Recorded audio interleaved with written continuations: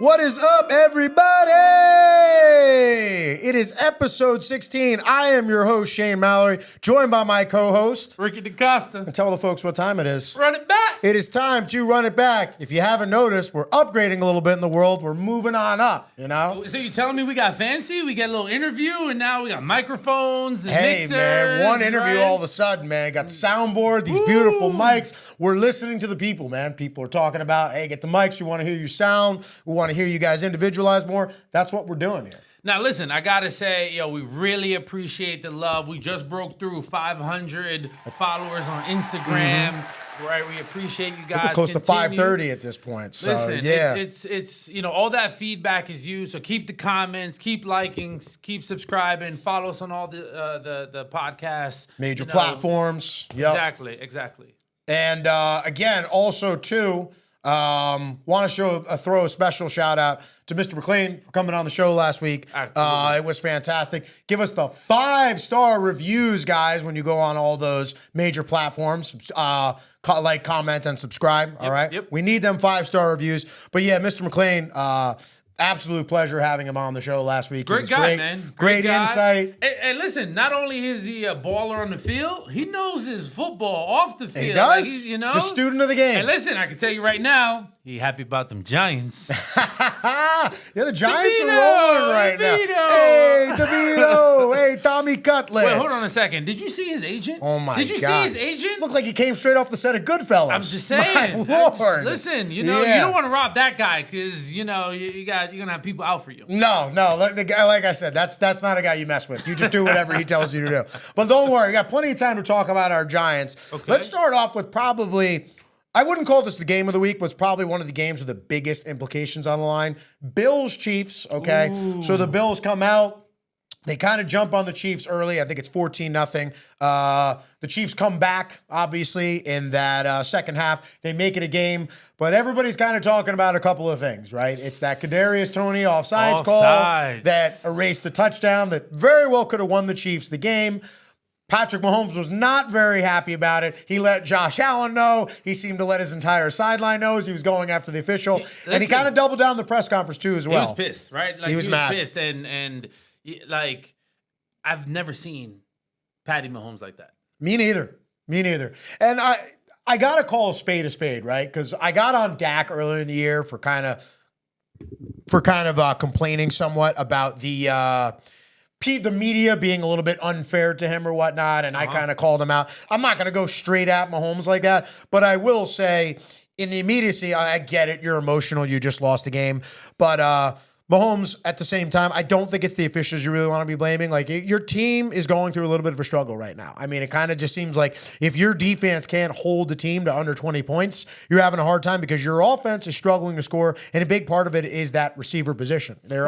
So I think there's a couple things going on, right? So Sure. One, Patrick Mahomes is wrong in what he said in Agreed. terms of his analysis. Sure. Kadarius Toney was offside. He was offside. So therefore, right, the ref was right Sure. in throwing the flag. Yeah. Now, I think there's two things to look a little deeper. When I first saw it, right, my thought process was like, oh, he must have not done something like this through the rest of the game. Sure. Next day, he did it 4 other times during the game. Yeah. Right? Same alignment. Waddle from the Dolphins Yeah. did it in the Monday night game. Yeah. And a crazy stat.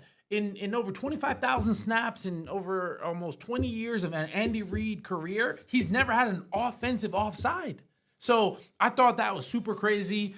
But I think the second level to it is that the week before in the Packers game, there was a blatant, right, pass interference, and it was ignored by the referees. Sure. So now you have a play where Kadarius Toney was offside, didn't hurt anyone, didn't provide any advantage. Heck, he was out of the play. That was not a design play. That was Travis Kelce being a superstar, right? And being ultra aware, saw a man wide open, threw it back. Just so heady. Right? And so to have that taken away from the history books of football is terrible, right? But you could have, based on past history, to Patrick's point, hey, give us the heads up. or said something earlier in the game, right? We deserve that. Instead, you throw the flag and you wipe away one of the greatest plays ever.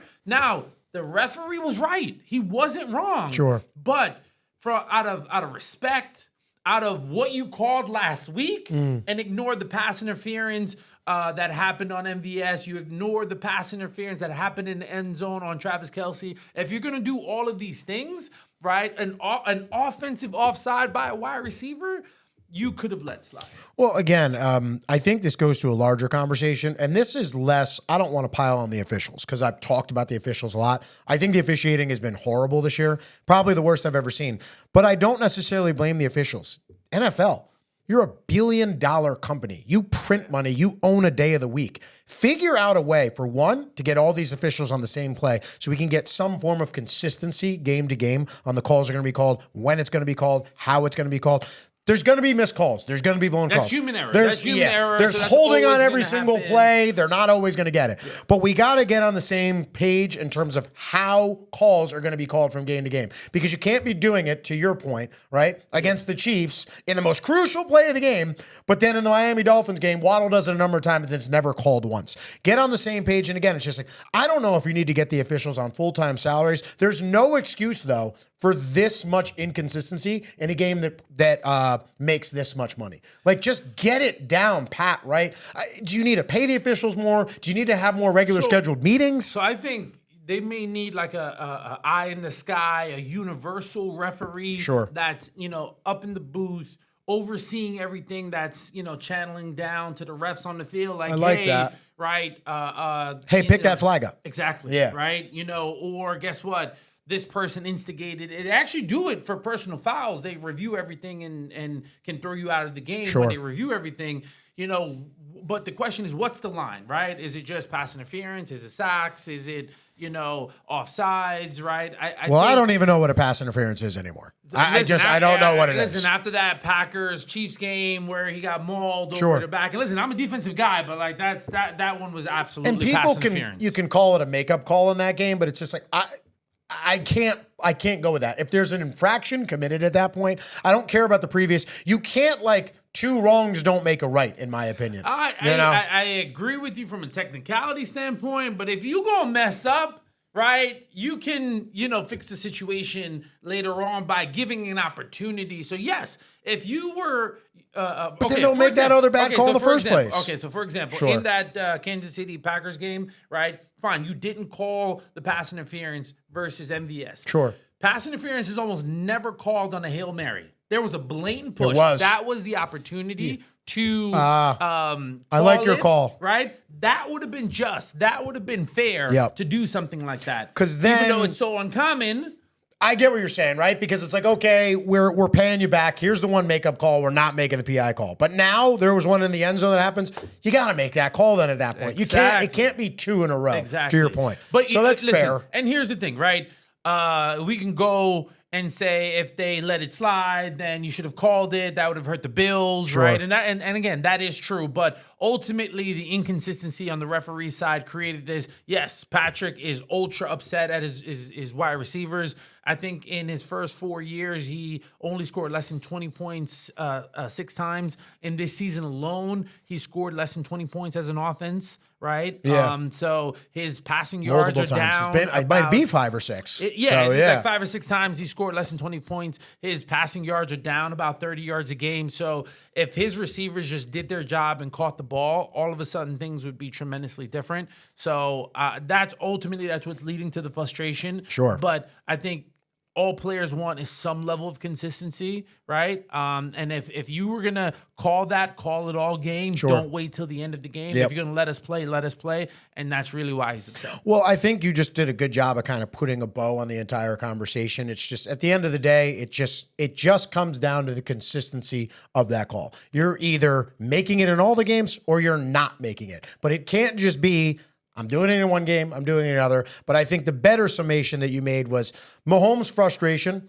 Obviously, he's not going to sit there and be the guy that yells or screams at his receivers on the sideline or in the game. Mm-hmm. But I think his frustration with the officials is really kind of I think it really is with his receivers and the offense right now. And They're listen, struggling. Andy Reid brought it up too, right? So like he had time to calm down, and clearly he was alluding to just almost like professional courtesy, like, hey Reid, like, hey, your guy's offside, like, listen, get him in line 4 inches back. If not, I'm going to throw the flag, right? That opportunity, I think that sort of feedback, that sort of conversation is what Andy is used to, and that opportunity wasn't there, and it took away one of the best plays ever. Now, even if they allowed that touchdown, the Bills still would have had like a minute and 30 left with 2 timeouts or so they still would have had an opportunity to win the game.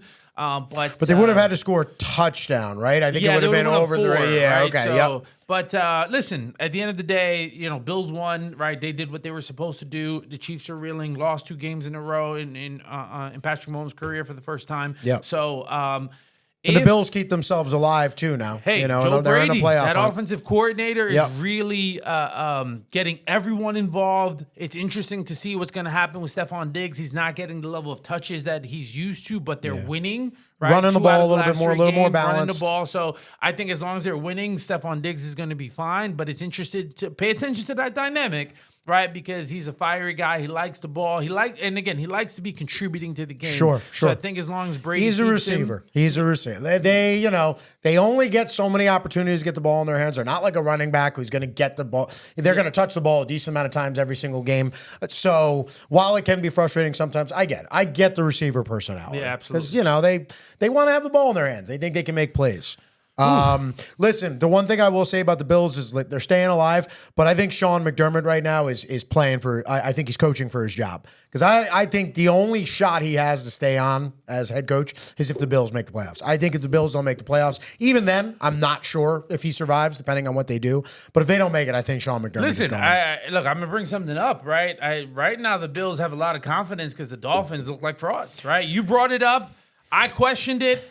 What they did in that Monday night game, sure. Listen, you might as well call them frauds. Listen, good segue too there, right? Because again, we're looking at that Titans-Dolphins game. The Dolphins are at home, and if there's one place we haven't really questioned the Dolphins this year is if they're at home, they're going to be tough. True. I mean, you're playing for the 1 seed. You're up 14 points off of that turnover. Mm-hmm. How do you lose that game? With everything that's online, I just don't, and I don't, was it coaching? Was it Tyreek Hill going out of the game for a period of time? But again, they had the lead. All right, so there's 2 things there, right? One, I think it's clear that Tyreek Hill is the best player on that team and is the MVP, right? So I think I said that. Right. Listen, I think I said that a couple weeks ago. You brought it up, but the nation has been talking about Tua and things like that. Sure. Like Tyreek Hill is the most important player. If you look at that offense, it is not the same without the cheetah. Wholeheartedly agree. So, all right, to go back to your question, what happened in that game? You go up 14 with 3 minutes and 41 seconds left. They got comfortable. They got comfortable, sure, right? And then you start playing prevent defense, and they weren't making smart football plays. A lot of football is won in a situational game, 100%. Right? And that was an opportunity where they let a rookie quarterback go down the field. Right, I like him let too, the man. receivers get out of bounds. Yep. If all they did was tackle the receivers in bounds, the clock would have wound it down, and they would have ran out of time. Time was on their side, but they didn't play smart football. They let him bring them and the Packers. The same thing. They just play this soft kind of. It's not a straight up prevent, but it's just a backed off defensive backfield, and you just let these teams march right down the field. Like you're not even making a challenge. You got the lead. Doing whatever you did in the defensive game plan. I'm not saying throw reckless abandon and go, but play football. Well, again, a part of it too is when you look at that Dolphins team, right? They're not a power running team. Sure. Right? And so much more of a finesse team. Exactly. So Quick when it's strike. time to get that, they needed 1 first down to run that game out, and they couldn't get it. Right. Sure. And so look, obviously that defense had some was definitely tired. And I'll say this about the Dolphins. They suffered multiple injuries on the offensive line. So not to create any excuses, but there were some injuries in that game. Right. But ultimately, but to be taken seriously, you got to find a way to win that game. Can you bully the Miami Dolphins, right? Because the Tennessee Titans, tough physical team. Yep. The Dolphins, finesse, right? You punch them in the mouth. Sure. What happens, right? They crumble, they fold. And so ultimately, that might be who the Miami Dolphins are. Well, again, what that game just kind of shows me is, listen, you know one thing about a Mike Vrabel-led and coached team. They're going to play hard. They're going to play hard for all 4 quarters, and it's going to be a physical game. Absolutely. What that tells me about the Miami Dolphins is just they're, for this year, they're nice. They can score a lot of points, but they are not built for playoff football. They are not built to go and win a game on the road in Baltimore come January. That's really what I see. Even KC. So then here's the thing, right? Like, they were supposed to get the 1 seed and make everything go through Miami, right? And have that 80-degree looks like weather, it's Baltimore's, right? And listen, there's a lot of distractions in Miami. Right? A lot of distractions in Brothers Miami. can get distracted in Miami, right? for sure. During For January, sure. right? It's cold. There's a lot of distractions in Miami, right? So there was a lot. It ain't that cold in Miami. It ain't that cold in Miami. Listen, there's a lot that would have been on their side, and they threw that all away. Now, they still got a couple games to make it up, right? But they opened the door for the Bills. They opened the door for a clear path for the Ravens. They even opened the door for the Chiefs. And they're keeping it open for the back. Chiefs as well. I was just going to say, yeah. I mean, despite the Chiefs' struggles, I mean, the Chiefs have even shown you, like, I don't think the Chiefs are afraid if they had to go on the road to Miami. Like, that's a game that the Chiefs feel like they could still go and win come playoff time because they've proven beat it them before. already. Listen, before we even get to the Ravens, let's talk about one game where there were no calls, no penalties or anything. This is just a flat out beatdown, and I'm sure a lot of them boys are gonna like what I have to say, or at least I'm just gonna keep it. I'm gonna keep it real. Wait, hold on a second. Go ahead. Didn't you make a bet with the audience? I did. Right? All right. So listen, let's go first Cowboy and fans, foremost with didn't this. he promise you something? So listen, Cowboy fans, I apologize in advance. I'd actually like to. Over the weekend, I got pretty sick. It was actually hard for me to even watch a lot of the games. Excuses. Hold on. Oh, brother, this guy stinks! Excuses, Cowboy Nation. I had to watch. And that, ironically, that was like the one game I actually made it all the way through. So I stayed there to watch your Dallas Cowboys. Unfortunately, I wasn't able. My wife actually got sick too as well. She's usually the one that makes the specialized shirts. Into this, man. Yeah, listen, I'm not blaming it on her. Just normally she would have made the shirt. She didn't have the time. I will say this right now. Win or lose next week, I will come in with a Cowboy garment. All right. That is a All right. promise. Honor your I will word. wear something for the Cowboys, all right? Those Cowboy points are going to be in our DMs. Cowboys fans, all right, listen, I owe it to you. I will wear something Cowboy-related next week. But I got to give your team props. Wait, let me ask a quick question. Go ahead. Did the Cowboys win or did the Eagles fall apart? Listen, the Eagles are definitely going through a little bit of a rough stretch, and they've had... Outside the Chiefs, I think the Eagles have one of the toughest schedules in the NFL. And they kind of just ran through the gauntlet. And then you just play San Francisco, only then to go to Dallas. I mean, it's just hard to ask any team. I think some people are kind of piling on them, just like the Chiefs. And we're so instantaneous with our reactions when things happen. Like 1 second, the Dolphins are 2-0, they're the best team in the NFL. The next week, they get whooped by the Bills, and all of a sudden, we're not sure about them. I think with the Chiefs and the Eagles, it's like, at the end of the day, ask yourself this. If they make it to the playoffs, does anybody want to see those two teams in the playoffs? I think the Eagles will rebound. I do think they'll figure it out. But hats off to the Cowboys. They played a great game. They played great on offense. They played great on defense. Great mixing up of the game plan. Yeah. They're running the ball. They're running some little sweeps to keep the Eagles pass rush at bay. CeeDee Lamb's balling out right now. I mean, easily a top 5 receiver. Is that who you want to give credit to right now? You really got to give credit to Dak Prescott. Dak played well. That wasn't his best game of all their stretch. He looked like an MVP that game. The way he was slinging the rock, the way he was getting everyone involved. I have him 2 or 3 right now, but he's in the conversation. That they got Brandon Cooks on their team, and he could drop 1,000 yards at any moment. Yeah, well, stop throwing it to Michael Gallup so much. Throw it to Cooks more. I think Gallup actually had a touchdown in the game, hats off to him. When he's the third guy, he's he's great. But you try to make him a number 2, he falls apart. He's not ready for that stage. Well, here's something, too. You got to listen. I'm not trying to take credit away from Dak, but I think Mike McCarthy called a fantastic game. And I think Mike McCarthy is starting to figure out kind of the rhythm of the Cowboys' offense and cadence to get Dak feeling much more comfortable. I think he's evolved, right? He came in the beginning of the season, run the ball, super conservative, but then he realized, like, I got playmakers. I got to put more in Dak's hands. I got a pretty good offensive line. I got to get Cooks involved, right? And all of a sudden, I think they're running an exciting offense and getting the ball down the field, right? And the thing with the Cowboys is once they get ahead, now that defense can really do their job, right? So I think Micah Parsons might not have had a ton of sacks, but Micah Parsons was giving Lane Johnson fits that entire game. That was a great collapsing matchup, the pocket. Right? It was. Like if you're a heavy football fan, right? That right there, Micah Parsons versus Lane Johnson, Johnson, yep. like amazing matchup. Yeah, and listen, even when Micah, this is what I'll say about Micah, even when he doesn't get sacks, he just does a good job of consistently backing his man up into the quarterback and forcing that quarterback to have to reset his feet, whether it's stepping up. And Jalen wants to have escapability. And I'm telling you, this is something that I saw with one of the Niners. I think the Niners laid out the blueprint for how you want to play the Eagles. It doesn't matter about sacking Jalen. Keep him boxed in. Yeah. You want to force him to actually have to step up somewhere and maneuver inside the pocket. When he can escape, and you pointed this out, when he can escape and get to his right, he's as dangerous a quarterback as there is in the league. But when you keep him in the box and force him, and this is not me trying to pile on Jalen. I'm a Jalen supporter like no other, and I'm a Giant fan.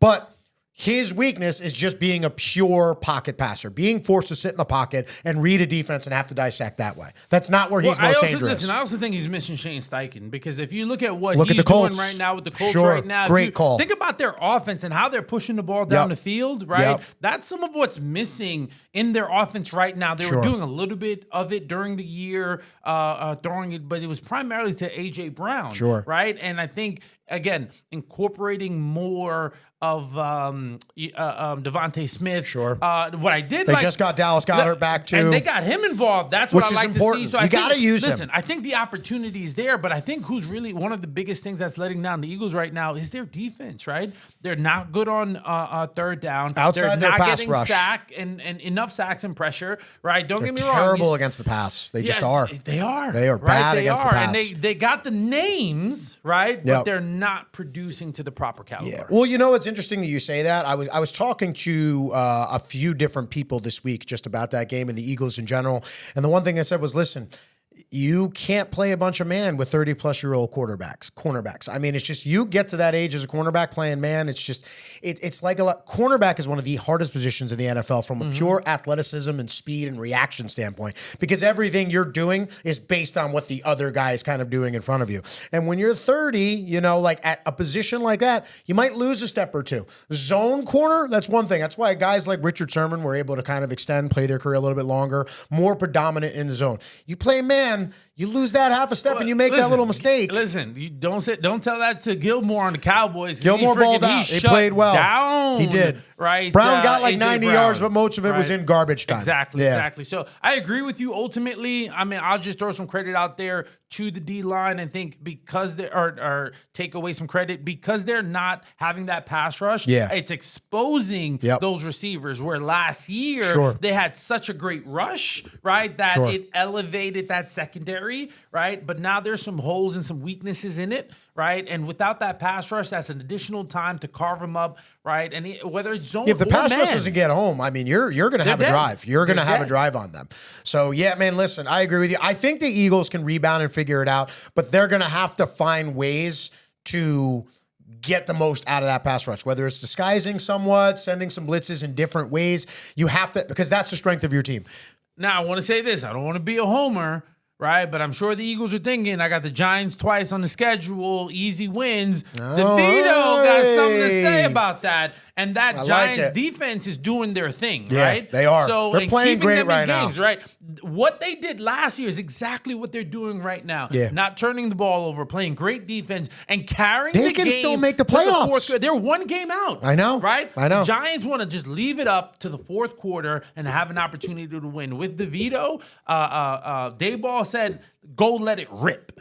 Right? And that's exactly what he did and won the game for the Giants. So is it a hot take for me to say that the Rams and the Giants take those last two playoff spots in the NFC? Is that a hot take right there? Listen, it's not a stretch, right? But I do like the way the Giants are playing Well, first right let me now. say this. The Rams should definitely get in. They're looking really good. That Baltimore game, oh my God. Like if you're like, that was just like the best overall. If you're just a football fan, right? That was just a great, felt like great a playoff game. 100%. Yeah. So I think the Rams should definitely be in. And listen, for the Giants to get in, they got to take down the Eagles, right? They got to win one of those two. I think before they would have swept them, but now that first game is going to mean everything, and all the pressure is going to be on the Eagles. Sure. And that's when the Giants just might slay a giant.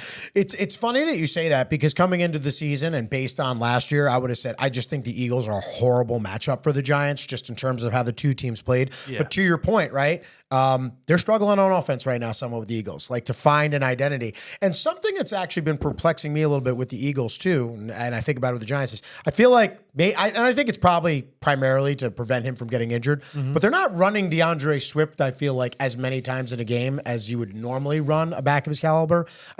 I would think it had to do something with his injury history, but I do think they need to get into a little bit more back to their identity of like, hey, we need to run the football again. So, listen, they were a tough physical team, Sure. and I think they're losing some of their identity right now, and they're not sure. And you who alluded they to are. that the whole thing with Steichen too. Like that, maybe they lost a significant part of who they are and how they run their offense with him. So again, or without right, him, I should say. they're a team last year that ran to throw the ball. Yep. And I think all of a Big sudden shots and play action. So all of a sudden, you look at the numbers, you think they're a heavy throwing team, and this new offensive coordinator is pushing the ball, trying to push the ball downfield more, but being absent of the run, right? And I think that's the difference because now people are prepared because they saw what they did last year, right? Yeah. So I think that might be one of the things that's going on. Well, listen, shout out to our Giants. Obviously, they're still on the hunt, so I mean, it's great. We have meaningful I games said, to hey, watch. go get the number 2 overall pick or go make the playoffs, and right now. They're looking they're like playing they're meaningful games, so I mean, as a fan, you can't really ask for much more.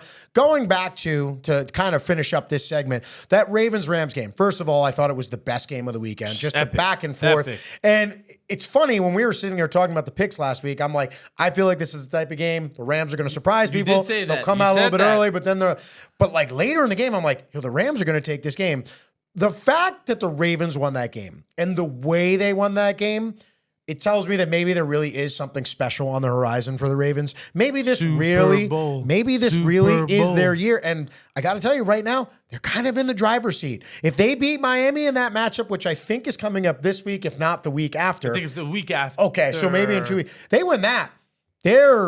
They're sailing pretty, man. I mean, they're pretty much locked in for that number 1 seed, unless they have a collapse and KC or Miami somehow just goes on. No, crazy. listen, I think everything is in front of the Ravens right now, and they're not going to collapse. They have a great coach, right? Sure. So they'll be prepared. Great culture, too. Great culture. Lamar wants this, right? Sure. And his best opportunity to make it to the Super Bowl is to make sure it's got to go through Baltimore, right? And so I don't think they're going to mess up that opportunity. And remember, that defense, they may not have one stud, but collectively, they're doing what the Eagles are not, getting sacks, getting pressure, right, and making turnovers, right? So I think the Ravens are going to be prepared and they're not going to mess this up. And final point, and this is kind of like a kudos to you, and this is no disrespect to Dak or Purdy, okay? They're both having fantastic seasons. I think either one of them, if we're making this just a quarterback award, obviously are deserving of the MVP. Yeah. But I feel like sometimes this falls on deaf ears, and we've been saying this for a while. Lamar could be the most criminally underrated, not only quarterback, but just player in NFL history. All the guy does is win games. He leads his team to victories. He doesn't do it in the most pretty way all the time, but he's become a much more effective thrower of the football. He's still dynamic with his running ability. But you see the difference with him now is he's trying to extend plays, kind of like Mahomes. He's looking at running as a last resort. But I think come the playoffs, if he's got to run, that's a whole other element of the game you got to defend with him. Listen, I wouldn't be mad if he won MVP. Listen, I 100% agree. And listen, they're going to do something special. They're really going to do something special. When you think about it, Lamar has the second best winning percentage since Patrick Mahomes when they entered the league, right? So he's doing something special. He's got this is his best crop say it's of about wide wins. Receivers, right?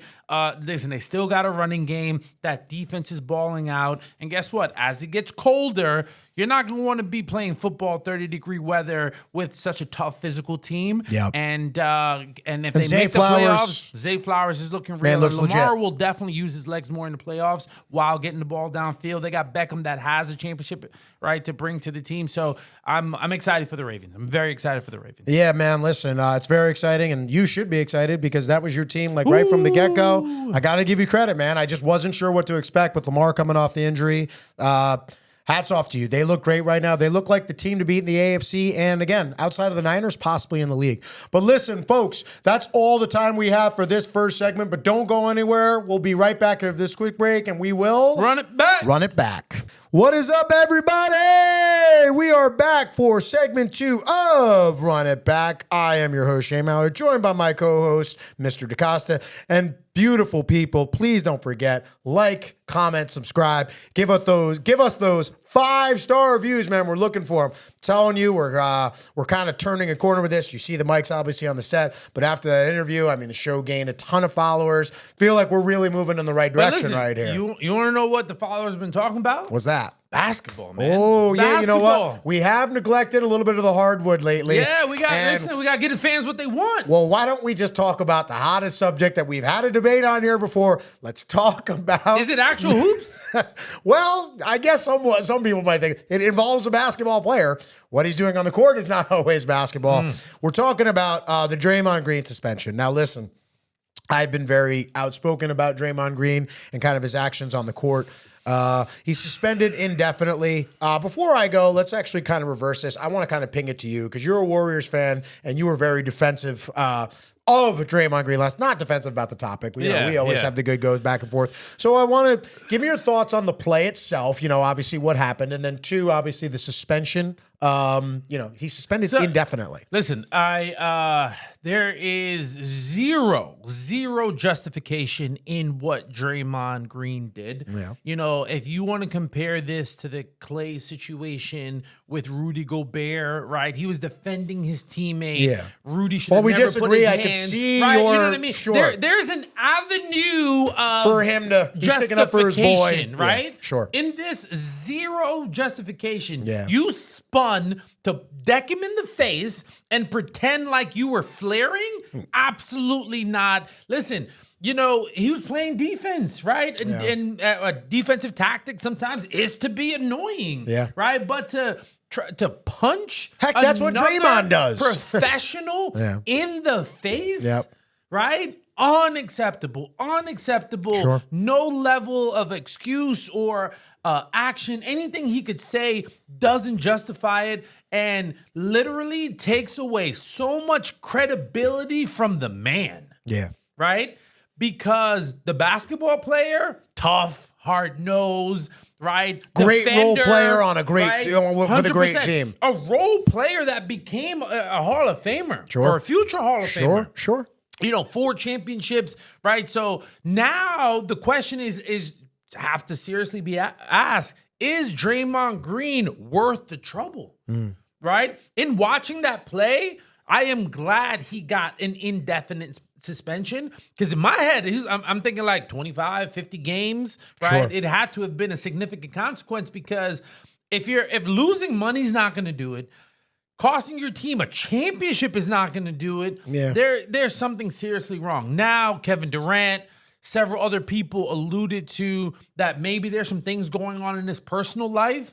I can't even speculate. I don't know if it's his immediate family, wife and kids. I don't know if it's parents. I don't know if it's some sort of abuse in any capacity. Sure. Like I have zero idea of what these other players are alluding to. Yep. But if you listen carefully, they're sort of saying something is going on. Sure. Kevin Durant was saying like, hey, this is not the guy I played with. This is not the man I knew when I was on the Warriors. So whoever this guy on the court is, right, I don't even recognize, right? Yep. And so that's where I'm saying now, Draymond Green, you have to question the character of the man, right? And is he worth the trouble now? Because the antics are just unacceptable. Like punching another professional in the face, just zero acceptable. And literally, I think he lost a lot of respect. Again, if you want to go back to the Jordan Poole situation, the older guy, there are arguments that he was defending Steph.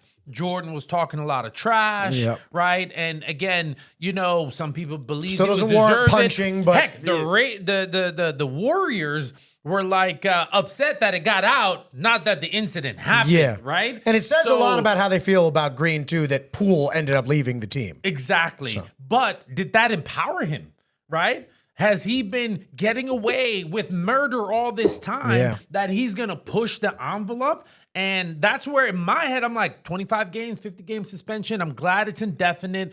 get him treatment, anger management, find out what's going on in his life. He needs time away from basketball. Yeah. And so that's going to be good for him. So listen, obviously the last time we talked about this, I was very outspoken about Draymond. I made a couple of jokes like, yeah, you want to jump on a wrestling mat with me, get some of this anger out, but on the real, I look at this situation right now and I listened to Nurkic's post-game interview about it, and there was something that he said, and you've kind of you've brought it up as well in what you were just saying. Nurkic was just like, listen, man, I think the dude needs to get some help. I have nothing against him. I've never had a problem with him, but it's just, I'm out there trying to play basketball. I'm not trying to get punched. I'm not trying to get kicked. I'm not trying to get choked. And I think that rung very true.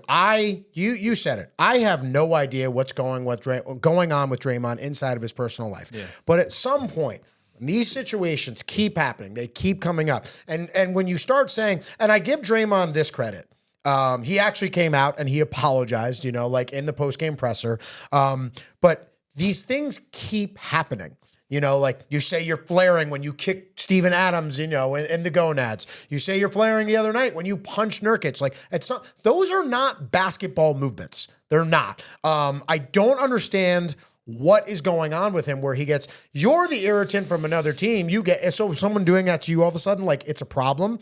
And I see the organization like Myers, after the whole thing happened with Poole, he leaves the team. Steve Kerr's coming into his final year of the contract. Clay is in his final year of that 2-year deal where he re-upped. And I'm just looking at Draymond's actions, and I'm looking at this Warriors team right now as presently constructed. I don't know if they can survive an indefinite Draymond Green suspension, even if it's not that long. Let's say it's 10 games and he's back. I don't know if, not only do I'm not sure, I don't think they can advance in the playoffs. I'm not even sure if they're going to make the playoffs as currently constructed because this team was struggling even with him in the lineup. With him out now, major loss, and it's just, the reason I like the suspension indefinitely is you kind of talked about it. Figure out what's going on, all right? It doesn't necessarily need to be a timetable, but this guy needs to realize this is not acceptable behavior anymore. You can't go out there and inflict violence on other people and make up the excuse that you're making a basketball play. Get some help, figure it out, whatever it is. But I hope this is an honest message to Draymond. Outside of these antics, I love his actual game as a basketball player in terms of what he represents. Highly intelligent player, the leader of that defense, okay? His podcast, too, which I haven't seen recently, but his podcast is actually great. Great. I would sit there and I'd text my friends who were on a basketball chat and I'd be like, God, sometimes this guy annoys me so much. But guess what? His podcast is awesome. And he sees the game so intelligently. It's awesome. You know what he is? He, he reminds me of like Reggie Miller on the Knicks with the Pacers, right? Like such an irritant. You hate playing against him, but you want him on your team, and you respect him. Great, right? Yeah. Draymond has been highly respected. His basketball IQ, his toughness. He's undersized. Became a champion, but like now, it's starting to be questioned. Sure, right? He's getting older too. Yeah, so is it that your athleticism has gone away, so now you're trying to be more physical, but listen, if you're the irritant, you can't be mad when people are an irritant to you. I totally agree. Right? Like, come on, first of all, you're supposed to be an old OG, right? So therefore, you have to be smarter than the younger guys, right? Play, work. And you're setting an example, whether he likes it or not. He's setting an example out there for kids and basketball players, young basketball players all over. And it's just when you make movements like that, kids who might be trying to make is that what I got to do? And again, I think most people would have the logic just say, no, I can't go out, punch, choke, or kick people on a basketball court. But he's still a role model. See, I take the opposite, right? Undersized, right? Good athleticism, not great, not elite, right? Sure. And crazy length for his height, right? He does have some crazy, that's some long arms, wingspan, right? Yeah. But I think Steph changed the game, but Draymond gives a realistic opportunity that the average basketball player can make the league and make a 10, 15-year career. Be tough, work be hard, a champion, be be a Hall grit. of Famer. Sure. Like, you could sell Draymond Green's career and resume. He's self-made. He developed himself.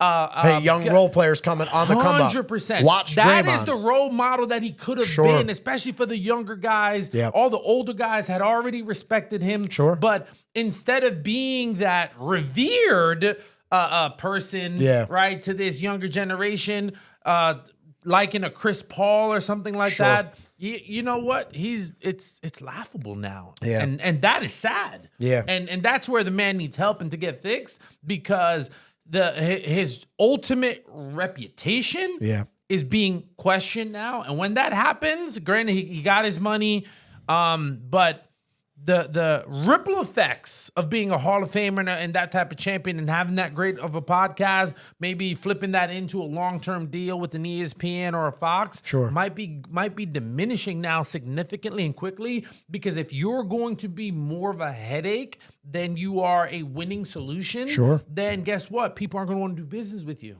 Yeah, and I like that you touched on that too, because again, what if the Warriors just decide, let's say the Warriors, the worst comes to worst. Let's say this is the end of the dynasty and they break it all up and they want to find a way, like they cut Draymond for whatever. They're going to owe him whatever money, but they're going to cut you even though they owe you that kind of money. Who, based on all these actions, who's going to want to sign you? Like, who's going to want you on their team? So, again, one of the benefits that Draymond Green had was that he was the glue, right? He was the, straw that stirred the drink, however you want to say it, right? The emotional leader. Yes, in the past, what would happen is... He's much more vocal than Steph is. 100%. In the past, what would happen is one of these antics would happen and it would fire up the team. Right? And so sometimes it was a strategic move. That's the thing. He's highly intelligent. So sometimes it wasn't about... getting back at a player or doing something outlandish. No. It was to fire up his team, right? Draw the attention to him. Let Steph go off, right? Leave Clay wide open, win by 10, 15 points. That was a part of the strategy. Now it is just shenanigans. Right? And so... It's not about basketball. So now that they're struggling, right? Now Steph is still doing his thing, but... organizationally, they got a lot of problems going on right now because, like, clearly, in my opinion, Clay can still play, but he's worried about his contract. And it doesn't seem like Klay Thompson is the guy. And as a two-way player, he's kind of a shell of his former self. I think he can still get streaky and hit the shot, but he can't guard opposing teams' good players like he once could. But think about this, right? The place that you grew up with, the place that you won championships with, if they no longer love you, right?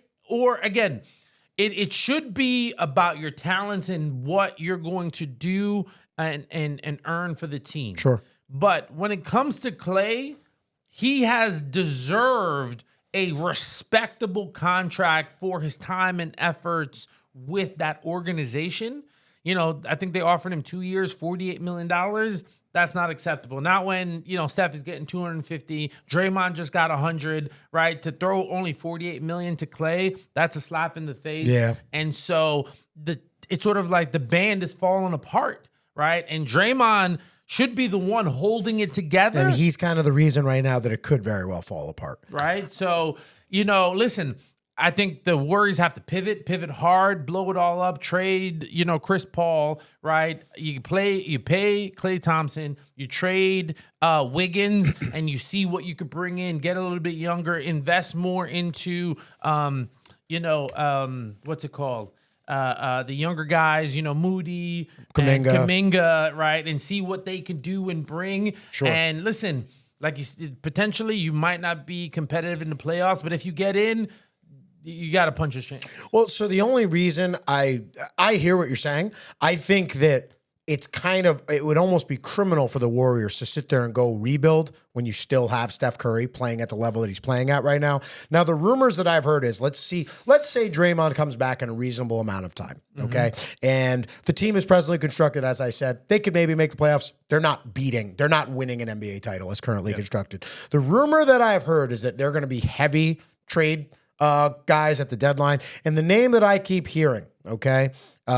There's two, but the one that I keep primarily hearing is come on, man, stop teasing us. Making a deal with the Toronto Raptors to go in and bring Pascal Siakam to the Warriors to improve that size up front of their front line. Because if they have one glaring weakness right now, they're just too small in the front court. And if there's anything we've seen in the NBA Finals and the playoffs the last couple of years, to compete, having an elite front court goes a long way. Like just being able to deter especially drivers like and the Lakers penetrators. size, Jokic. Look at what a problem they gave the Warriors last year because of length. Yeah, length, absolutely. size, and athleticism. When you don't have shooting or all those other things, it can go such a long way to making your team competitive come playoff time because it becomes a slower game, much more physical, kind of slogging into the post, but guarding that 3-point line with length. When you have length, is such an easier job. Yeah.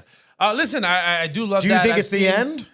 Listen, without a trade, it is the end. Okay. Right? I think they need, first of all, you got to get rid of Wiggins, right? You paid him, right? I think he was motivated early. Now he doesn't seem to be the same player since that championship run. Right? And so he really doesn't. So I definitely think you trade Wiggins. I think Pascal Siakam would fit perfectly into that system. He'd be great. Right? A name out there that I would love to see, no rumors or nothing like that, but I'd love a DeMar DeRozan on that team. It's different from what they've done in the past, and here's the reason why, right? They just need scoring. They need mid-level They need somebody to be able to score when right? Steph is not. Exactly, and he's a walking bucket. He's going to get his fouls, right? So I think it's more than just shooters. You need a scorer. You need a slasher To take the pressure off of Steph. Exactly. You Now, can't ask this him is to do for a all playoff run, right? This is to, flip Wiggins for something like that to bring in a different player. So that's the type of move I think I would want to see the Warriors make.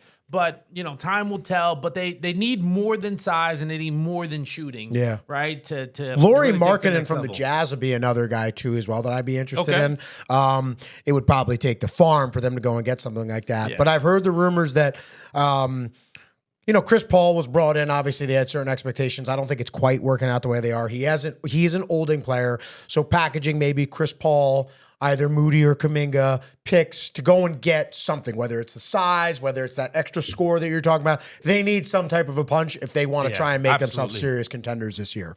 But I'll tell you a team right now that looks like a serious contender and has moved up big time. The LA Lakers, all right? First of all, they win the first ever inaugural in-season tourney. And I'm just going to say this right now. If you get that AD come playoff time, good Lord. Good luck to the rest of the league, man. That's a problem right there. Listen. That was Monstar mode. You got to give him credit. He's doing the damn thing right now. But. Dude, 40-20? But. Go ahead. It's the beginning of the season. Is he going to show up at the end of the season? Is he going to show up playoff time? Is he going to break down? So it's all nice now and pretty with the in-season tournament. I hear you. Right? LeBron has It was popular, something. too. I think it's a success. Listen, LeBron has something MJ doesn't have. So, right, now, they're going to say I'm going to get screamed at school tomorrow. Right? But ultimately, I still don't know if I trust AD because he's just got to show up. It's never about the talent. Sure. It's never about the skill. Can he do it when it matters? Sure. Consistently. And listen, he's not going to go and drop 40-20 every night. That is virtually impossible. That's just an incredible game. But if he can give 30-15? That's what I'm saying. If he can give you that consistent 20-plus points a night and be a monster on the boards, I don't think enough people sometimes. Here's what I'll say about AD. I question his motivation at times. I do. And I think sometimes people go a little bit overboard. It's almost unfairly because I don't think people understand the impact he has as a defensive player. Like he is kind of the fulcrum of that defense. Like the Lakers defense thrives on AD's ability to perform. And AD is like kind of the glue in terms of everything on the defense. You can switch him out and play him on guards. But then also what makes him so talented is being that off-ball defender where the second somebody gets to the lane, bang, AD there now is there ready to crash. Or even if AD is ready to help and it forces somebody to put a shot up early, he's there closing out the possession with a defensive rebound. You just need that consistency with him where it's the 20, he should be a walking 20 and 10 a So night. here's the thing. I don't think it's about motivation or heart, right? Yeah. Like I think he seems like a solid dude, Sure. right? Seems like he has some passion for the game, right? But you could have passion for the game right, but not love the process, right? And so what I question about AD is he put in the time in the offseason to get physically stronger, to get physically faster, because basketball is a marathon of a season. So it breaks your body, it beats your body up, it breaks you down, right? And then can you still get up for the playoffs, right? And that run. So I think that's the question. I think it's definitely more physical than anything else. And then listen, that physical ties into a certain level of mental toughness, right? And again, being a bigger guy, right? Like, you know, it takes more effort to get up and down the field to train. So I don't know if he loves the process of you know, because listen, LeBron, he works out all year round. Embrace the grind. I think he takes 1 or 2 days off at the end of the playoffs, and then he's back in the gym. He likes his McDonald's, but but he stays ready, right? He never gets into shape. Stay ready so you don't have to get ready. Exactly. So I'll play on one thing that you said here, and this is why, not so much I disagree, but more so I'll say, I think what that in-season tourney shows you is you could see teams were playing a little bit differently in those games. Right? A little bit more meaningful. Yeah, there's some money. But I think what that shows you about a team like the Lakers, who are definitely on the older side when they're arguably their best player is 39 years old, or going to be 39. First of all, hats off to LeBron, too. Again, for him to be playing at this level at 39 years old, I think there are a lot of people that like to hate on LeBron. I mean, love him or hate him, you cannot deny we've never seen anything like this. We have never seen an athlete play at this high level. He's in the MVP conversation. But the more encouraging thing about that in-season tourney is the Lakers, they got up for it. And they got some of their young players excited up for it. And they kind of celebrated after. And I think what they're kind of showing them is, yo, like, we can go and do this again, like, come playoff time. Like, you got to get up for this. Hey, we had fun in this tournament right now, but this is how we're going to get up come playoff time. That's how I saw it, so we'll see. I think it's encouraging for them in the long run. And it put me in that. I think outside of Boston and Denver right now, I would say LA is next in line as a contender. If you remember, a lot of them got put together at the trade deadline last year. Right? So this is their first full season together. And now everybody's healthy on the Lakers, too. Healthy on Vando Lakers, back, right? the emergence Obviously, of Max they're managing Christie. their minutes. They're not managing LeBron's minutes enough, right? But, you know, let's see if they make it. Let's see how they continue to do it. But, yes, I think if they go into the playoffs healthy, with a top 4 seed, they really can do some damage, especially if you got to go through LA. Yeah, no, listen, man, I'm with you. And you and I were talking about this pre-production. Another guy, the other night is Giannis, 64 points. Good Lord, boy was in his bag. Did you see the after thing, though, where he ran into the locker room and then came back out and got it? Yeah, so apparently he wanted the game ball for, like, the rookie or whatever. No. He wanted it because he dropped 64. Oh, that was the only reason. But then there was a rookie on the Pacers that got his first point. I misunderstood. Okay. And so then in the post game, that's why he was like, yeah, I got the game ball, but it doesn't feel like the game ball, right? So they may have pulled a fast one on Giannis and gave it to the kid. Like, look, at the end of the day, give it to the kid, man. Yeah, Giannis is gonna. Seemed like he was cool with it by the end. You could drop another 64, drop 70. All right, like this won't be it's not gonna be your last time. This kid or whatever. This is his first basket. Let him remember it. Type of a situation. So, but listen, it's good to see Giannis put up that many points and have that aggression. And, that team really needs to evolve offensively, incorporating Dame and all that type of stuff. So that's exciting to see. But like, if I'm the Bucks, I got bigger goals. 100%. I got bigger goals. And with the amount that I've watched the Bucks this year, if I have any question, it's just a matter of, we knew bringing Dame, you were going to sacrifice something on the defensive side. Yeah. Okay. It was more about becoming the max that you could offensively, and you're seeing them work more the pick and roll. And I saw a couple of games where when they're running that pick and roll, that floor opens up for Middleton and Brooks, because you have to send multiple defenders. Because again, I kind of talked about this earlier. When you run a pick and roll with Dame and Giannis, they're two completely different body types and archetypes of player. Mm-hmm. So you can't have two body types that we match up with Giannis, because they're going to have a speed probably disadvantage against somebody like Dame. So they have to send extra people. Yeah. So there's always going to be an open spot on the floor. So it really just comes down to Brooks and Middleton being able to hit their open shots because they're going to get a lot of them. Giannis and Dame are going to do what Giannis and Dame do. They're going to score within the flow of a game. Can they play enough defense when the time comes? Can they ratchet it up to beat the Boston Celtics? Yeah, and look, listen, look, first of all, I think they're figuring it out during the season. Sure. Right? Dame, big-time baller. Yep. So I think what's going to happen is come playoff time, I think things are going to shift a little bit more towards Dame. Okay. Right? I hope you're right, because I think that's what they need. Exactly. Especially right? late in the game, he needs to have the ball in his hands. 100%, and then let things open up for Giannis. Yeah. But I think come playoffs, you run your offense through Dame. Could not agree right? more. Super clutch, right? And then listen, that's why Giannis should want him there and what they should do. Takes pressure off you. 100%. And then just go play them, the slashing lanes, and get your 100%. buckets off of what Dame's action. It's exciting, and that's what I said. I don't think this is going to be the last time Giannis drops 60, right?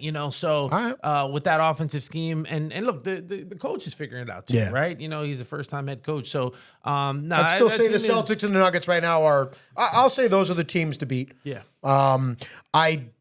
Again, you heard me from the beginning of the season, and listen, I'm watching the Celtics right now. They look awesome. To me, it always comes down to, can Jason Tatum be that guy in crunch time, in the big spots, in the playoffs? Because that's really what it's going to take for Boston to go and win. Yeah, I but know listen, they have the talent right now. But we got to talk about the 76ers, man. They are being slept on. That's fair. Maxey, they're exciting. They are. They're exciting. And Embiid, so you talked about Nick Nurse, and Nick Nurse has had such a great impact. So I heard an interesting stat. Last year, Joel Embiid, all season, I think he had like 8 or 10 games with 7 assists. He already has 10 games right now this year with 7 assists. Nick Nurse is like basically said, dude, people are going to be doubling on you. All you need to do is recognize and find the open man. It's going to make the offense so much more efficient, and it's going to make the game come so much easier for you. And listen, I think, and it makes the game fun, right? Yeah. They're just so exciting to watch right now. Sure. And Embiid is just having an epic season. Sure. An epic season, right? With Tyrese Maxey too. So like from an Go get that bag, offensive young man. scheme, Go get that from bag. An offensive scheme, they're really doing it right now, and you hit the nail on the head, right? Embiid, they're playing through him, and he's making the right pass. He's playmaking. He's setting his guys up for success. Yeah. And that just opens up the floor for him. Sure. And a couple of the other two, I mean, obviously, shout out to Tyrese Halliburton right now. You want to talk about paying someone? Pay that man. First of all, watching man. him on Sacramento, who would have thought that this is all of a sudden the player he's going to turn into? I got to shout out one of my boys. His name's Phil Marshall. He lives on the West Coast, Las Vegas. He's been talking about Tyrese Halliburton since he first came in the NBA. He even said in our group chat the other night, on him, by he's the way. like, I've been to, I know, it's Nick's one of passed many on him. plays. They missed Right, out on you Steph saw by what one I sent you, right? Yep. All the players that they missed out on picks-wise. Yep. It's Donovan frustrating. Mitchell. But that man is balling out. Shout out to 2 other young teams too as well. The Oklahoma City Thunder are doing the damn thing, you've been man. on them. I like them. You've been on them since the beginning. I love SGA, man. And dude, Chet Holmgren, man, he's great number 2 right now. I think they need to add a little bit of depth on that front line just to keep the beef with him, because I think the teams will kind of try to attack him a lot. So he needs just some backup. And the other team is, watch out for the Minnesota Timberwolves is all I'm saying, because that team has got length. They have found a way to make it work with Karl Anthony Towns and Rudy Gobert on the court at the same time. Yes. And they're doing this without arguably the best perimeter defender of the game in Jaden McDaniels.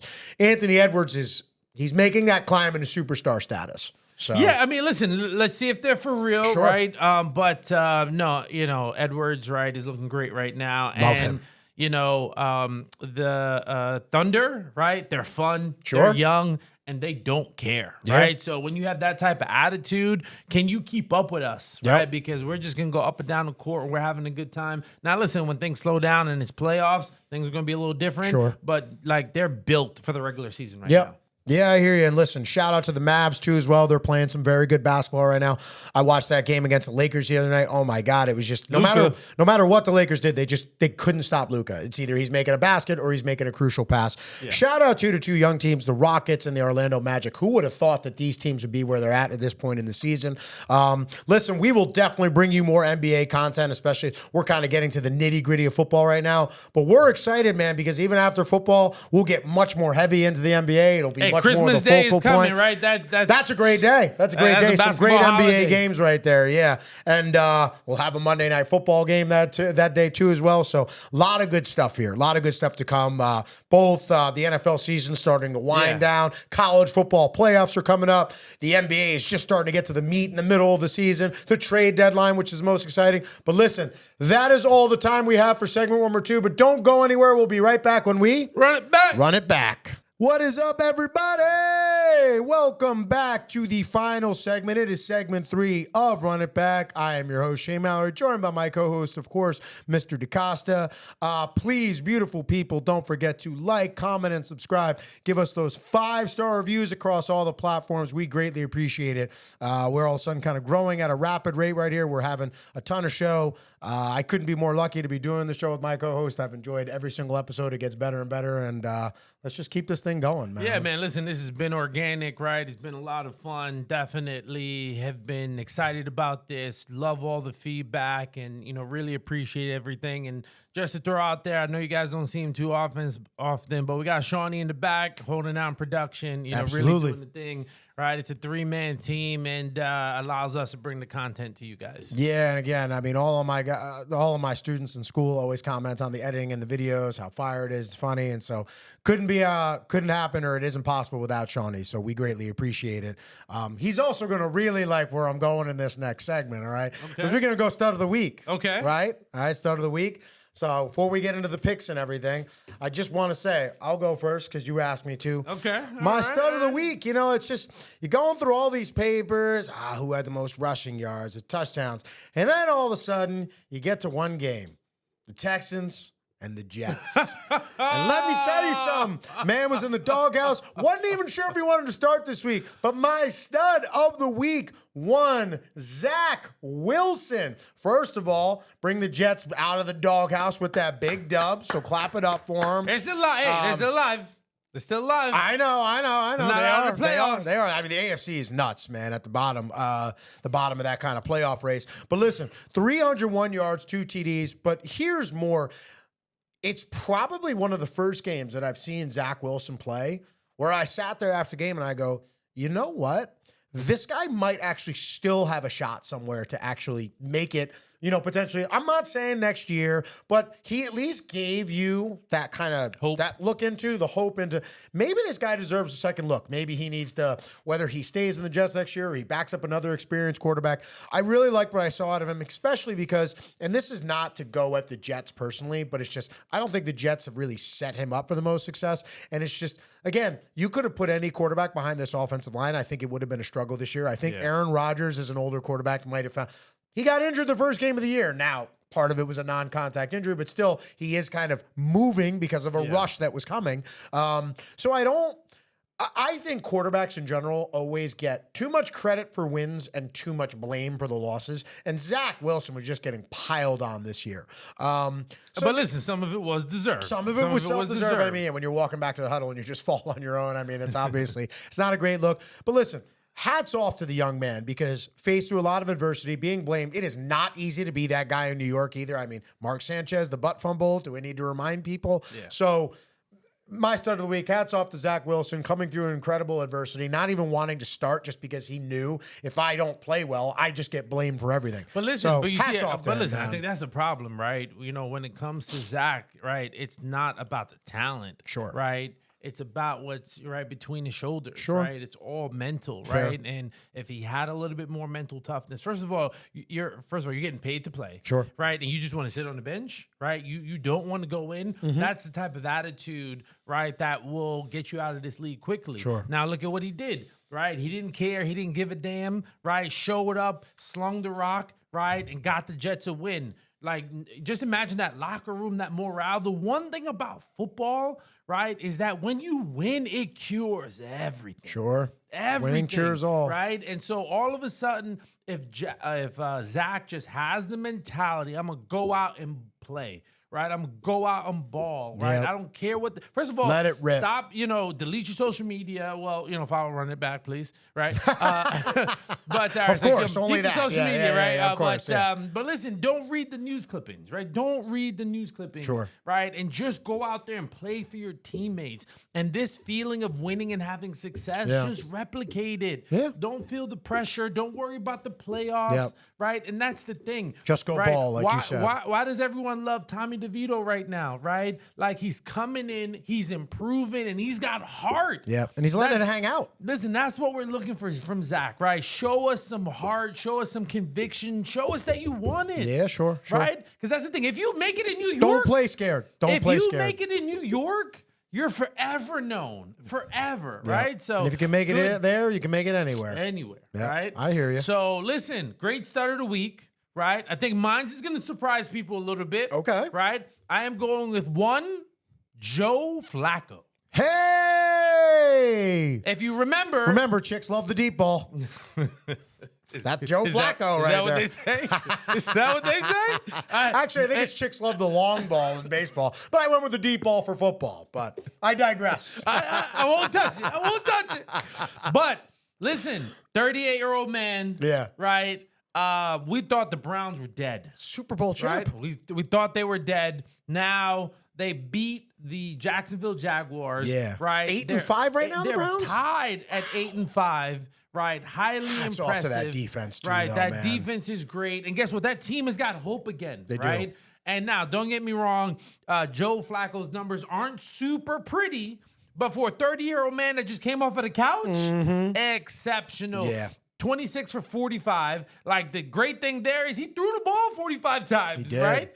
For 311 yards and 3 TDs, just phenomenal. Those are pretty good Great- numbers. I mean, yeah. He had one absolutely. interception. I think he had one interception. Yeah, yeah. one interception. But, like, it's okay, right? Old man, he's a little Hey, no risk, no reward. A little forgetful, maybe, Yeah, right? yeah. Threw it to the wrong team. But, no, like they got a legitimate opportunity Sure. to make the playoffs. Another 2 wins. They're in the mix with that defense. I don't know how much noise they're going to make. Yeah. But they're with a veteran professional quarterback Sure. that will Which is so allow them important. to not lose the game. I'll continue to reiterate this point.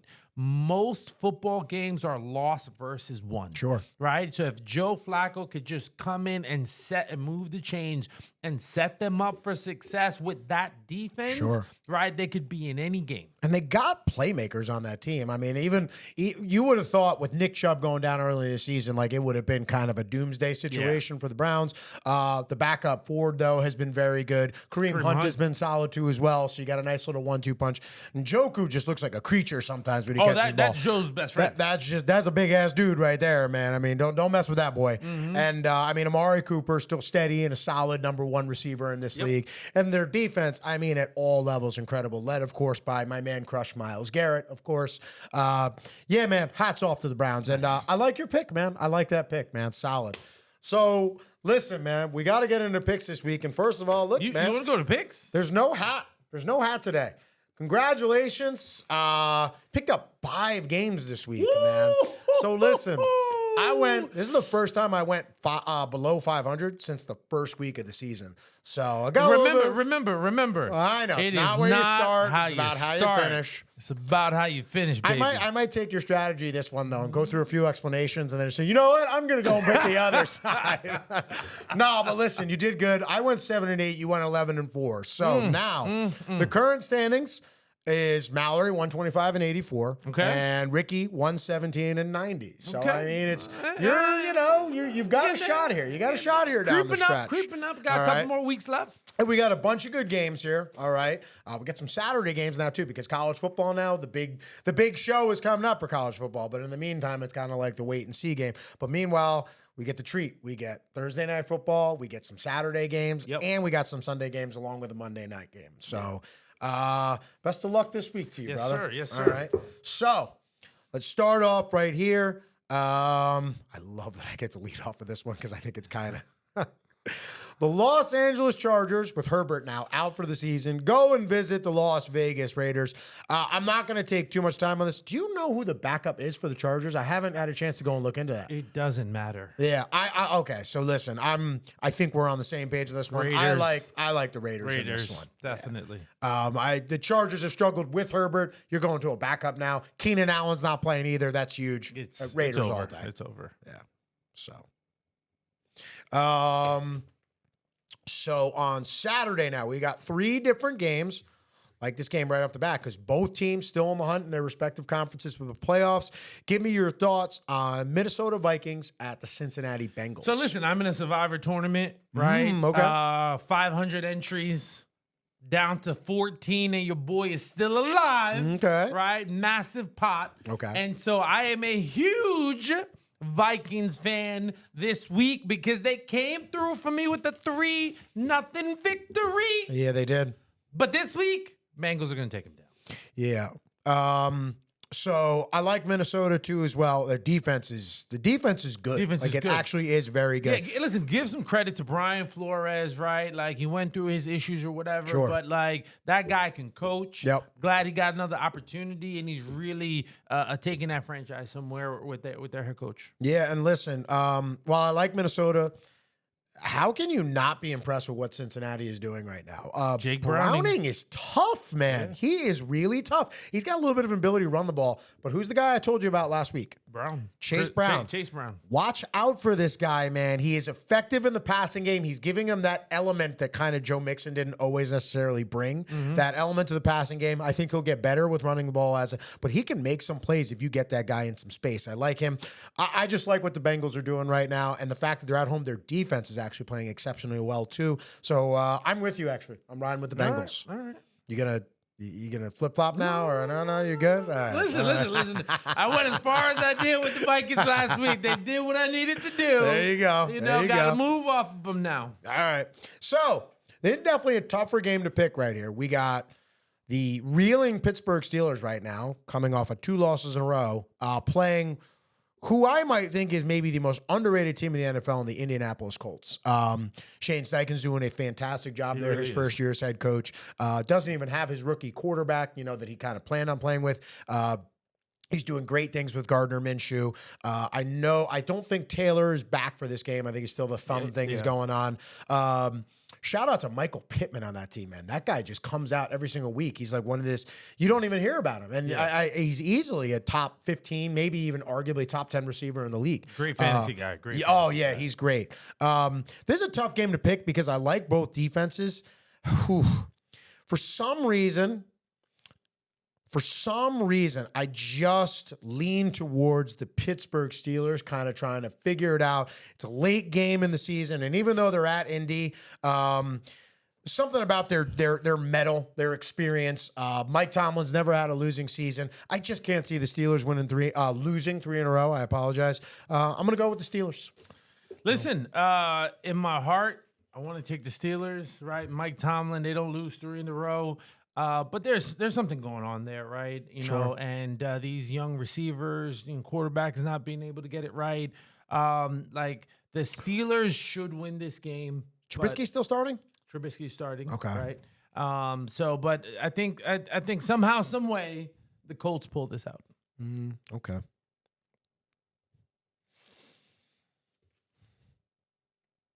All right. Next game. You want to renege? You know what? I'm using my renege. I'm going to use my renege. All right. You know why? It's just... I just convinced you. I know. I got it. It's not even that. Somehow, some way. No, I thought about watching Trubisky the last game that I saw him, and he really struggles back there. And they struggled enough with Pickett. Yeah, I guess I got to go with the Colts. I apologize. That'll be hopefully that's my one. All right. All right. So now this one goes back to you. Denver at Detroit. I think this is a really tough game to pick. It's a tough game. Great game. Big game for both teams. Big game for both teams, right? It's at Detroit. At Detroit, I think the Lions have something to prove here, right? They're struggling, that they belong, right? Versus the Broncos. They're hot, man. They're hot, right? They're super, super well coached. That defense is traveling. Russell Wilson. I think this is a great opportunity for an upset.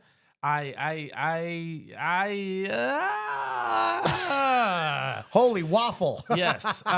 Listen, I think We got a rocking chair over here. you know what? I'm just gonna do it. I'm gonna go with the Broncos. Wow. I really don't know why, but I'm gonna go with the Broncos. Ah. You know, I mean, listen, I felt something last week when I called the Bears. Yeah. And I'm gonna roll with it one more time. Sean Payton, Russell Wilson, go into Detroit and take them down. I wanted to disagree with you on this one. I thought we were going to disagree. I thought I was going to actually pull the upset. I like Denver too. Oh. And listen, here's what I'll say about this one. I think it's a shootout. Just simply because I just have not liked what I've seen. Now, Detroit lost their starting defensive tackle. Yeah. I'm drawing a blank on the name right now, but they're saying that has a lot to do with why you've seen the lack of the pass rush. And it just seems like without a pass rush, the linebacker in the secondary level is heavily compromised. And you can just see while the offensive Detroit is very good, the defense still has some catching up to do. And you said it about Denver. They are just hot right now. They know their identity. They know how they want to play. And I don't like Detroit's secondary matchup against Cortland Sutton right now. It seems like Russell Wilson's going to bomb it at least once deep to him. Javonte Williams has been playing really solid for them too as well.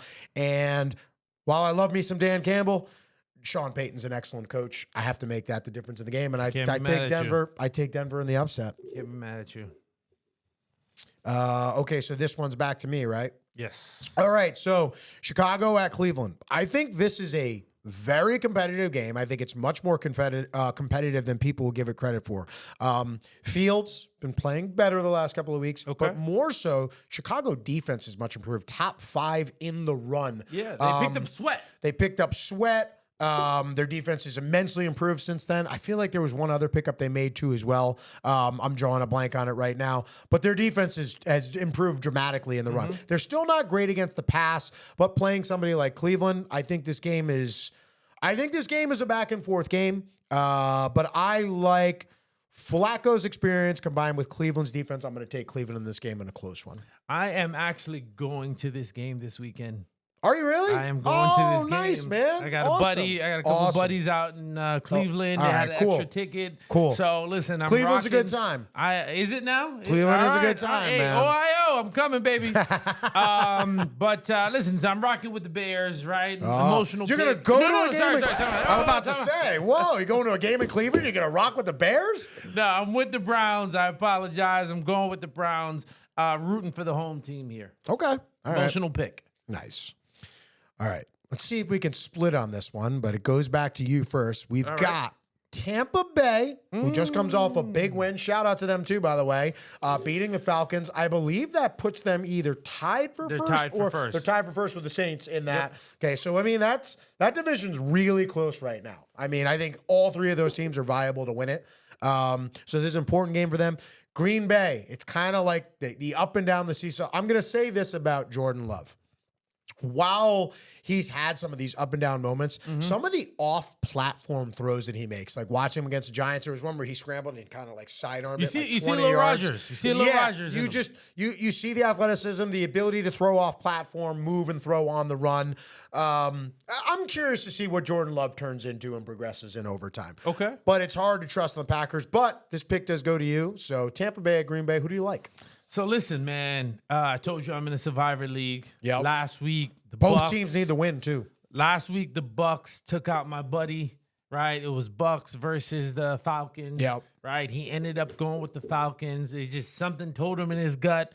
I told him I was nervous with Baker, experienced quarterback, experienced coaching staff. Yep. Right? You know, listen, his mom even told him not to pick the Falcons. Right, his daddy told him not to pick really the Falcons. deep into this, man. And so, like, you know, it just that's how much it hurts. Yeah. So I feel like I just got to ride with the Bucks here, right? I think they got some motivation. I think they're hungry for the playoffs. So Baker's gonna surprise people here and pull it out.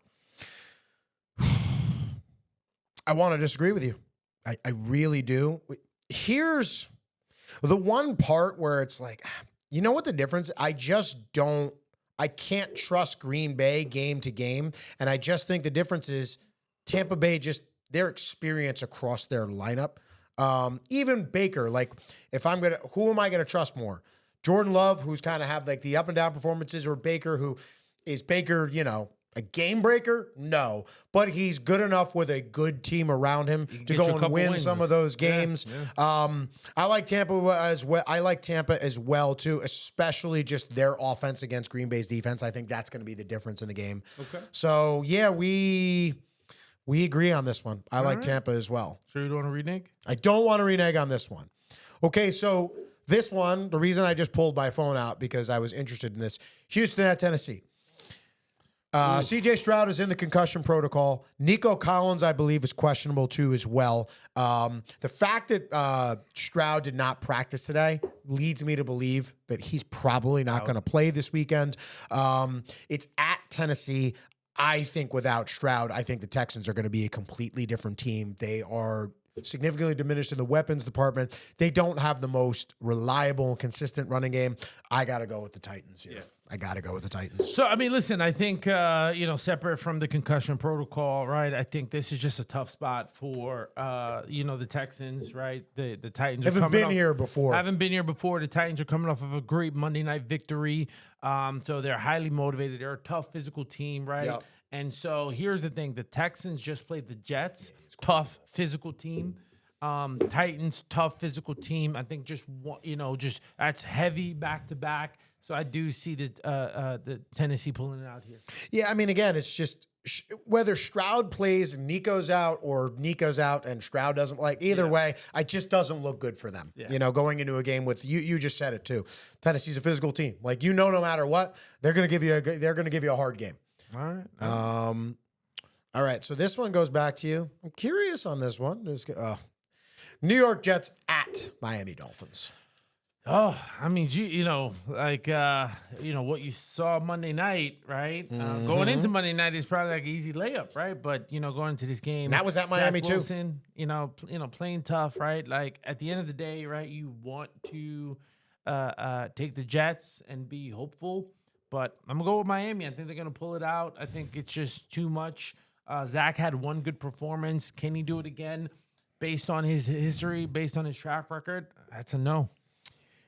Yeah, as much as I got another upset pick, I think, in the bag, I got to go with Miami too. Because if Miami loses this game, all of a sudden I'm looking at them in a completely different light. And that's not to put down the Jets at all. And this is a divisional game. Yeah, it's a divisional game. I mean, Miami now, you still have a legitimate shot at the number one seed, so you're playing for something. You are better than the New York Jets if you just go from top to bottom. And like you said, can I trust Zach Wilson to come out and have another performance like that? Hope he does. It'd be great television. I just don't see it in Miami. Yeah. I think Miami's going to be fine. And as far as I know, Tyreek Hill is going to give it a go too as well. Yeah. So if he's on the field, I like the Dolphins.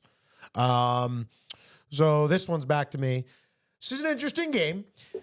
Kansas City Chiefs at the New England Patriots. I'm going to rock with Kansas City, even though they're coming off of 2 losses. Listen, it's just, I know New England's going to frustrate them too. Okay, I could almost lean upset right here, but I just got to bet on Patrick Mahomes and Andy Reid to right the ship. I am a little worried that Isaiah Pacheco might miss his second game in a row. He hasn't practiced yet this week, but I feel like they can still kind of make that position up between Clyde Edwards-Helaire and Jerick McKinnon, mixing it up a little bit.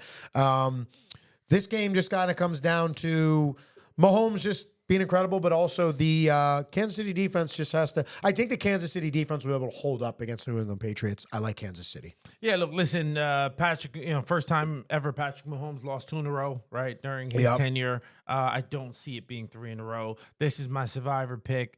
Say a prayer for me, guys. We're down to 14. I'm looking for this to take me in the next week. All right. Okay. I like that.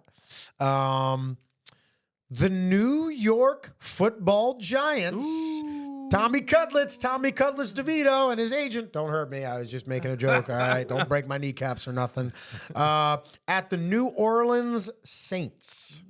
You take the lead here, unless you want me to go first. Look, listen, right? The Giants have won 3 in a row, right? This kid, Tommy DeVito, right? Good story, right?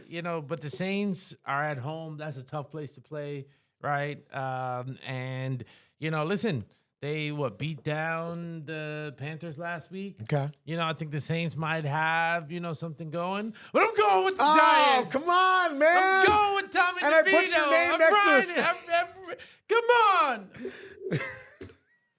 You like that? You like that? Come on, man. Listen, like I said, Hey, I'm come all on. in. I'm all in, right? So make the playoffs. Do what you're supposed to do. Giants defense step up, shut down Derek Carr, right? Let's see if Derek Carr could have back-to-back performances. That's what they paid him for. Yep. Right now, I don't believe it. Giants defense shut him down. Super tight game, 17-14. Tommy DeVito, New York Giants win. I like the Giants as well, man. I do. I'm sorry. And listen, great point about the Saints being at home. I just have seen nothing from the Saints this year that tells me that they're like a world beater, regardless whether they're playing home or away. They're definitely better at home. Derek Carr's, though, up and down play, a little bit inconsistent. I also don't think they might not have Taysom Hill now for the second game in a row. He's been very instrumental to their offense. Yeah. I like the Giants right now. Run, I just like the short run game and things like that, the little packages. I just like the way the Giants are playing right now. They're playing kind of no holds barred. They're not afraid. They're letting it all hang out, and the defense looks legit. It was nice to finally see Azeez Ojulari and Kayvon Thibodeau playing together and getting after the quarterback. That's what I want. I want my edge rushers. I like the Giants. All right. So listen, we only had a couple minutes left. We got a little rapid fire on these few picks. What you got? We got Atlanta at Carolina. Who you got? Oh, wait, no, this is me. Yep. Yeah, I'm going to take Atlanta. I think it'll be closer than people expect, but again, you know what, actually? No, I'm going to go with the upset. I'm going to go with the Carolina Panthers to get their second win of the year. While I like Desmond Ridder, I don't like him on the road. I think Carolina can go and get it done. Wow, that's a big one. I'm pretty sure you picked them last time when they got their first win. I did. All right. Well, listen, they're not going to do it again. All right. They're not going to do it again. I'm going with the Atlanta You're just Falcons. mad because you tried once and it didn't work. Yes, I'm bitter. All right. So I'm going with the Atlanta Falcons. Do what you're supposed to do, Atlanta. All right. We got Washington Commanders at the Los Angeles Rams. I already know where I'm going. Yeah, going with the Rams Me here too. after the performance I just saw. Such a phenomenal game. Listen, it's a disaster right now in Washington. It's a mess. In D.C. I wouldn't be surprised if Ron Rivera gets fired here, right? But, listen, they put up points, but not a good enough team. And listen, I never wish for anybody to get fired, but the only good thing out of that was Eric Bieniemy would get the head coaching position that I think give him he's 3-4 games to see what he could do. Yeah, so I agree. I don't think we need to spend much time on this one. San Francisco at Arizona. I'm taking San Fran all day. Yeah, beat him down. Yeah. Game of the week right here to me. Game of the week. The Dallas Cowboys at the Buffalo Bills. Huge implications for both sides. Who you got, brother? Who do you got? At Buffalo. Dallas is a very different team on the road than they are at home. Ooh. I got them boys. You got them boys. I got them boys. All right. Dallas Cowboys pull it through. I think they're going to put pressure on the Buffalo Bills. Listen, this is set up for the Bills, right? Cowboys coming off of a great win. Okay. Super excited, divisional win, but I think this is an opportunity for the Cowboys to truly make a name for themselves. I mentioned it before. Dak Prescott is playing phenomenally, right? So I'm going to ride with the Cowboys here. Okay. Well, listen, I said win or lose, regardless, I'll wear something Dallas Cowboy related next week. I think if Dallas wins this game, they are locked for at least 2 seed in the East because I think they match up really well with the Dolphins, and I think they win the other games on their schedule. Okay. But I like Buffalo. Okay. I like Buffalo out of desperation, and Dallas is a very different team on the road and on grass than they are in turf and in the dome. I like Buffalo in this game, and to make it interesting with us in the picks. All right, let's do it. Baltimore at Jacksonville. I'll take Baltimore. I'm going with the Ravens. Yeah. Especially with the way Trevor Lawrence looked pretty banged up last week. I don't know. Like I said, high ankle sprain is not that easy to get over. Listen, the Ravens can see the number 1 seed, and they're not going to mess it up. There you go. Rounding out the week, okay, can this team get off the schneid and get back in? The Philadelphia Eagles go to the Seattle Desperate Seahawks Monday night. Who you got? Listen, this game concerns me a little bit, right? Because the Seahawks are really desperate. Seattle's a tough place to play. It is. But, the Eagles, this is a get-right game. I think this is a game they make a statement, come out, win by a touchdown, win by 10 points. surprisingly, right? But I expect to see Jalen's legs a little bit more. Expect to, they got a bad taste in their mouth, and they're going to beat up a little bit on the Seahawks. I like Philly. I think this is a gut check game. I think Seattle definitely challenges them early, but I think Philly rises to the challenge because they know what's on the line. They basically got to win out to get themselves a shot at either the number 1 or the number 2 seed. Yeah. I like this in a good game, but I like Philly to win it late. Gotcha. All right. So listen, that about wraps up. We only split on 2 picks, but that wraps up this week's episode. Episode 16. Run It Back, episode 16. Please, beautiful people, don't forget to like, comment, and subscribe. Give us those 5-star reviews. We greatly appreciate it. We're growing fast. Listen, make sure you roast this guy. I don't see no cowboy outfit on right now. Right? The Cowboys did what they were supposed to do, and I don't see the star on him right now. So roast him in those comments, ladies and gentlemen. It is fair. It is fair. But listen, that is all the time we have. So I am Shane Mallor with my co-host, Ricky DeGosta. and we'll see the folks next week when we Run It Back. Run It Back.